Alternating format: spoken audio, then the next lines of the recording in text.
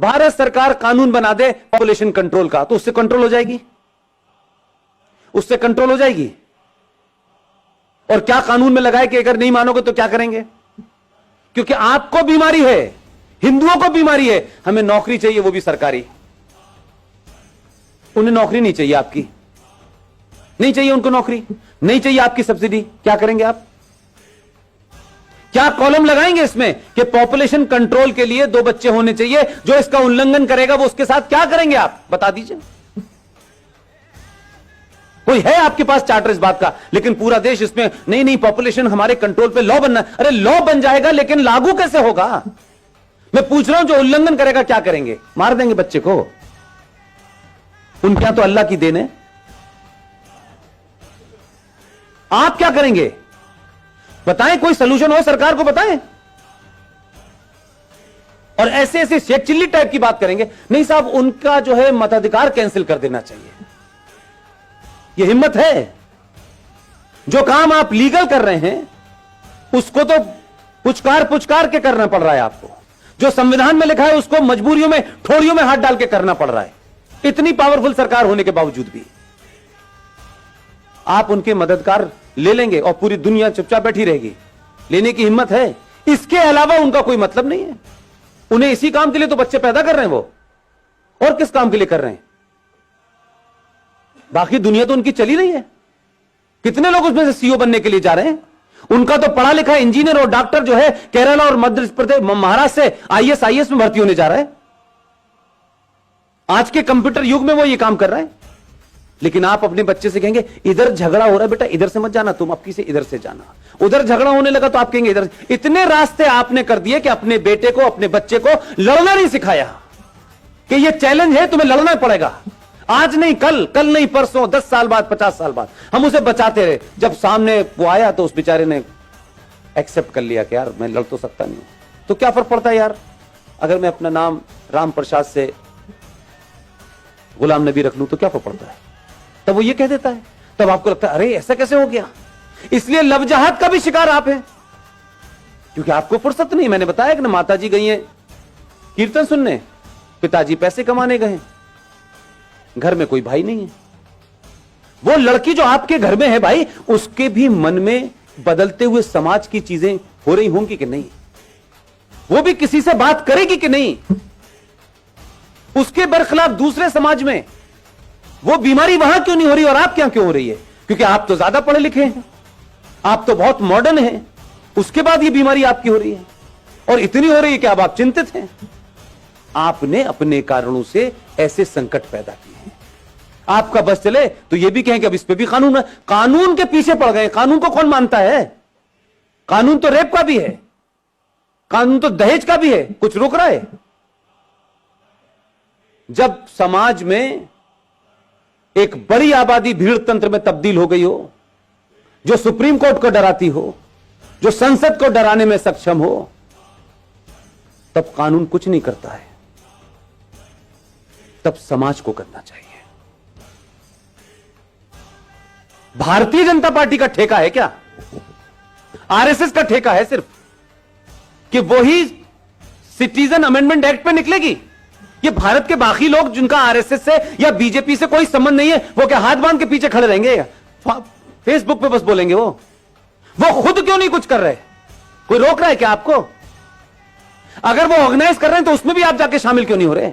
जो बीजेपी का है वो जाएगा क्योंकि वो कार्यकर्ता है, उसको टिकट लेनी है, उसको कुछ बनना है, उसको कैरियर है, इसलिए वो जाएगा। लेकिन दूसरी तरफ क्या हो रहा है? अहले हदीस का भी आ गया है, बरेलवी का भी आ गया है, देवबंदी का भी आ गया है, सब बाहर आ गए। इस वक्त लड़ाई उनकी मुश्तरका है, इसलिए सब निकल के आ गए। लेकिन अभी भी आपकी लड़ाई है, समाजवादी वाला हिंदू क्यों जाएगा, वो क्यों नहीं जाएगा, ये नहीं जाएगा। वो एक ही पार्टी का काम है, एक पार्टी का काम नहीं है। ये citizen amendment bill Bharatiya Janata party का एजेंडा नहीं है। वो पॉलिटिक्स में है, उनकी पार्टी सत्ता में है, इसका मतलब नहीं सारा ठेका उन्हीं का है। मेरा और आपका जो उसका भारतीय जनता पार्टी से डायरेक्टली इनडायरेक्टली कोई संबंध नहीं है, लेकिन एक इस नागरिक के नाते, इस देश के एक समझदार, एक ईमानदार सिटीजन के नाते मेरी कोई भूमिका नहीं है। दंगे होंगे तो पुलिस रोकेगी, जुलूस निकालना होगा तो बीजेपी निकालेगी, हम सिर्फ जो है बैठे बैठे अपने लड़के को अमेरिका भेजने का रास्ता बताएंगे। ये नहीं चलेगा। एक संकट नहीं है, यह सिर्फ शुरुआत है जो बहुत दिन से रुकी हुई थी। इसलिए मैं कहता हूं कि इस देश में राष्ट्रवादी ताकतें, सनातनी शक्तियां जैसे जैसे मजबूत होंगी, इस देश में गद्दारों के चेहरों से बेनकाब जल्दी होंगे। लिहाजा अगर आप ये चाहते हैं, सरकारें आएंगी, सरकार चली जाएंगी, कोई पता नहीं है कौन कितने समय तक रहने वाला है। देश तो पहले भी चल रहा था, घिसट रहा था, कुछ अच्छा था, कुछ बुरा था, कुछ जीते कुछ हारे, ये सब चल रहा था। लेकिन अपने दिल पे हाथ रखिए कि जिन समस्याओं को हम नेहरू जी ने दे दी है, ये गांधी जी ने दे दी है, ये फला ने दे दी है, ये उसने कर दी है, जब उन समस्याओं को जड़ से खत्म करने का समय आ रहा है तो फिर इतनी अगर मगर क्यों हो रही है? फिर इंतजार किसका हो रहा है? पहली बार इस देश में सरकार राष्ट्र के लिए काम कर रही है, तो समाज की जिम्मेदारी क्या है कि पूरी ताकत से खड़े हों और सरकार को यह भरोसा दिलाएं कि हम जो काम आप कर रहे हैं वो हमारे लिए शायद उसका तत्कालिक कोई फायदा हो ना हो, लेकिन आने वाली नस्लों के लिए होगा। यह तय होगा कि 20 साल के बाद मेरे बच्चे टोपी लगाएंगे, मेरी बेटियां बुर्का पहनेंगी या नहीं पहनेंगी। अगर नहीं चाहते हैं तो ताकत से खड़े होइए। वो कौन है, कौन नहीं है, कैसा है, बुरा है, अच्छा है, यह महत्व नहीं है। इस समय कई सवाल पूछने का समय नहीं है। दूसरे सवाल नहीं पूछ रहे हैं, पूरी दुनिया में है। पाकिस्तान नेशनल असेंबली का चेयरमैन चिट्ठियां लिख रहा है सऊदी अरब को। 2.5 लाख की रैली निकल रही है उस बांग्लादेश को जिसे आपने चड्डी बनियान पहनना सिखाया है। नंगे घूम रहे थे वो, जिनकी आधी आबादी आपके मुल्क में है, और आपके मुल्क में सत्ता लोभी लोग उनको कह रहे हैं इनको रखो, ये हमारे दबान है, क्योंकि इन्हीं से हमें वोट मिलेगा और इसी हम सत्ता में रहेंगे। यही कारण रहा होगा 1000 साल पहले भारत के गुलाम होने का, जो आज दिखाई देता है मुझे। कैसे कैसे नारे लग रहे हैं इस देश के अंदर, हर राज्य एक अलग अलग बात कर रहा है। कोई यूएनओ चिट्ठी लिख रहा है, आपके लोगों की गिनती ज्यादा है उसमें,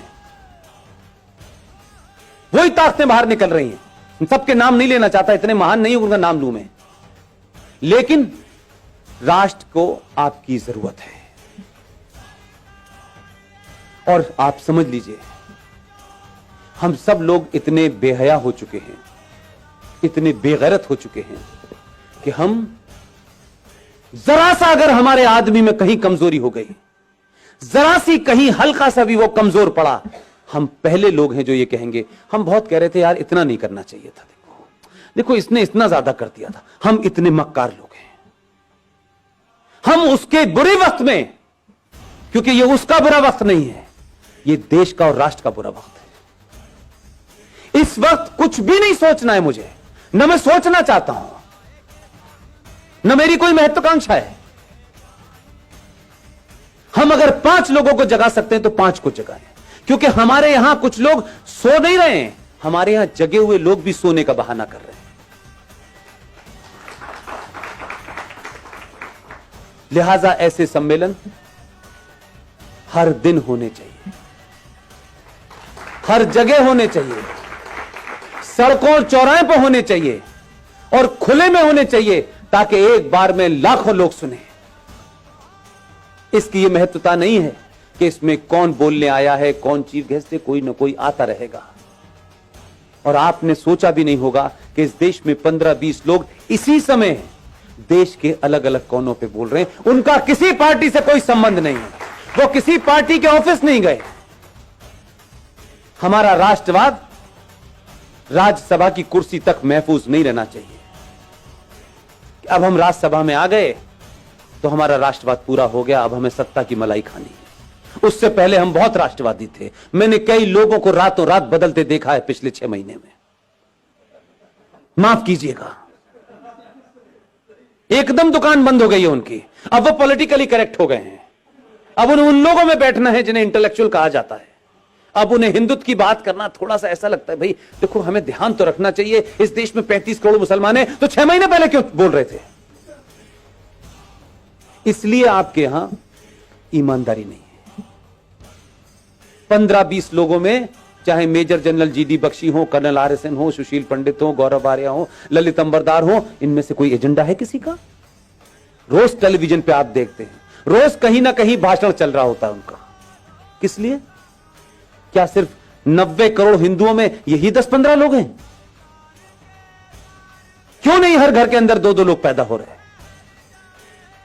क्यों हम ये मानते हैं कि राष्ट्रवाद एक शाम में चाय पीने जैसा है, कोई थोड़ी देर के लिए राष्ट्रवाद भी बात कर लें? कुछ लोगों का राष्ट्रवाद 9 बजे रिपब्लिक टीवी देख के शुरू होता है और 11 बजे कहते हैं बस भारत माता की जय, सो जाओ। राष्ट्रवाद जीना होता है। अगर आपको अपने पे गर्व नहीं है, अपने इतिहास पे गर्व नहीं है, आपको बौनों जिन्होंने गुलाम बनाया है, अगर आप उनको महसूस कर रहे हैं, आप उनको मजबूरी में आपको झेलना पड़ रहा है, तो इसका मतलब यह है कि आपके अंदर कोई अपना स्वाभिमान नहीं है। जिसमें स्वाभिमान नहीं होता उसे राष्ट्र की कोई चिंता नहीं होती। उसको किसी भी हालत में रख दो, वो एडजस्ट कर लेगा, वो नाम बदल लेगा, वो धर्म बदल लेगा, वो लड़की की शादी करके एक नया रिश्ता बना देगा और नाम लगेगा, रख लेगा अपना शब्बीर कुमार। वो कुछ भी कर लेगा। अगर जागृत समाज होता तो उस दिन बोलना चाहिए था जिस दिन गुलशन कुमार की हत्या हुई थी। आप 3 चीजें रख रहा हूं रवि भाई, ध्यान दीजिएगा। इस देश की प्राइमरी एजुकेशन को हमने क्रिश्चियंस के हाथों सौंप दिया है, राइट? इस देश के इतिहास को हमने 70 सालों में कम्युनिस्टों के हाथों में सौंप दिया था। और तीसरी चीज बताऊं, इस देश का एंटरटेनमेंट आपने जिहादी मुसलमानों के हाथों छोड़ दिया। आपकी तीनों चीजें आपके पास नहीं है, इसलिए गुलशन कुमार की हत्या हुई, आप समझे ही नहीं कि उसका क्या मसला था। गुलशन कुमार की हत्या भारत की एंटरटेनमेंट इंडस्ट्री के अंदर भजन, कीर्तन और मंदिर को बाहर कर दिया उसने। और अब मौला रे मौला होता है, लड़की हिंदू घर की होती है, लड़का मुसलमान घर का होता है। हर फिल्म में बताया जाता है इस्लाम कितना अच्छा है, हर फिल्म में बताया जाता है कि मुसलमान कितना अच्छा होता है। आपकी नई जनरेशन इसी चक्कर में गफलत पे है। ना आपने खुद इतिहास लिखा है, ना प्राइमरी एजुकेशन आपके पास है, ना ही इंटरटेनमेंट का कोई नैरेटिव आपके पास है। इसलिए दिवाली पे सलमान की पिक्चर रिलीज होगी, ईद पे शाहरुख की होगी और क्रिसमस पे आमिर खान की होगी। आपकी फिल्म कहां बन रही है, कैसे बन रही है, पता नहीं। हम अपने आइकॉन नहीं ढूंढते। और कोई आदमी राष्ट्र के लिए बिना किसी लालच के कोई काम भी कर रहा होगा तो सबसे पहले हमें उसी के अंदर कुछ नुस्ख निकालना होता है। हम उसको कैसे मजबूत करें इसकी हमें चिंता नहीं होती। हम एहसान करते हैं